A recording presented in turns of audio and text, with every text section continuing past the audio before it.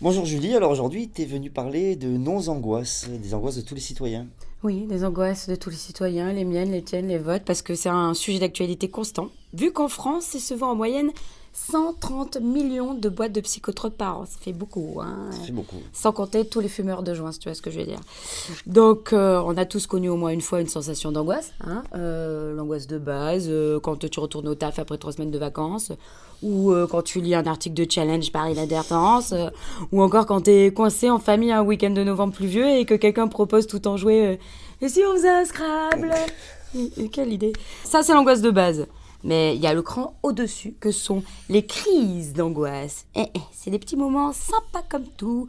Quand, par exemple, tu te persuades que tu as atteint des pires maladies comme la phlébite du prépuce, le cancer du lobe de l'oreille droite ou la crise cardiaque du pied. Si, c'est sûr, c'est super grave parce que quand tu penches la tête comme ça, un peu sur le côté et que et un peu en bas là, et il y a un truc bizarre qui passe comme ça, une brûlure qui vient là, c'est sûr, c'est un mélanome neurophagien, neurasthénique parce que oui, en fait, tu collectionnes les termes scientifiques, t'as fait un peu médecine en regardant Dr House, tu vois. Et comme t'es pas débile, tu vas pas voir ton médecin parce que ce con serait bien capable de passer totalement à côté de la dangerosité de ton état.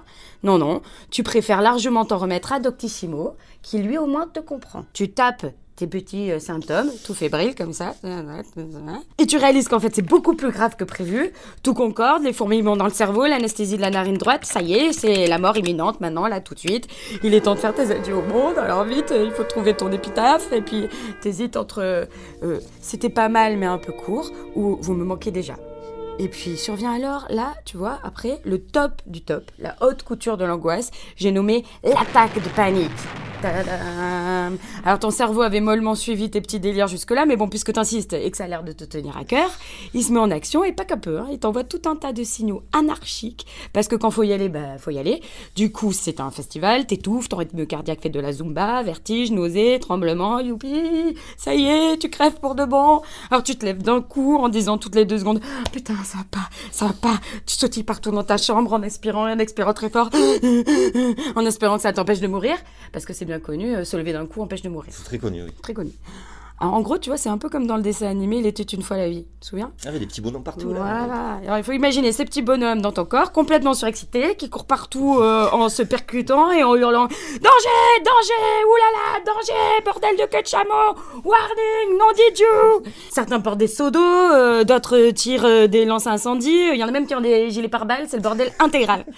Un plus zen que les autres quand même, essaie de comprendre ce qui se passe, tu vois. Il dit mais t'es pas au courant, il y a un danger, putain, cours avec nous, porte un seau d'eau, fais un truc, merde. Mais qui a dit qu'il y avait un danger ? C'est Robert. Mais qui l'a dit à Robert ? C'est Roger. Mais qui l'a dit ? Oh, tu fais chier. Cours, je te dis.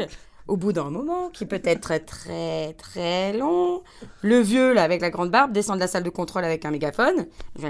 Oh, ça suffit maintenant, vous êtes pas cons là, c'est quoi ce bordel ? Tout le monde retourne se coucher de suite avant que je distribue des torgnoles. Roger et Robert dans mon bureau de suite. Et donc, tu te retrouves sous anxiolytique. Ce qui a le mérite de permettre d'éviter que Roger et Robert racontent de la merde. Et les gens te disent ah bon, t'es sous anxio mais pourquoi ? Mais pourquoi on n'est pas tous sous anxio surtout ? Parce qu'entre nous, on vit quand même dans un monde bien merdique. Trump qui joue à qui est la plus grosse avec Kim Jong-un, l'extinction de je ne sais combien d'espèces animales, les cheveux de Trump et de Kim Jong-un, hein. Goldman Sachs, la Syrie, les séries télé françaises, Monsanto, autant de choses qui mériteraient à elles seules des lâchages par cargo d'anxiolytiques sur l'humanité entière. Sans compter... Attends, j'en lâche encore un petit peu là. C'est presque fini. Tu crois ? Ouais, c'est bon, tu peux y aller. Je vais redescendre Une petite dose ? Ouais, c'est bon. bon, c'est bon. Sans compter la mort. Cette connasse.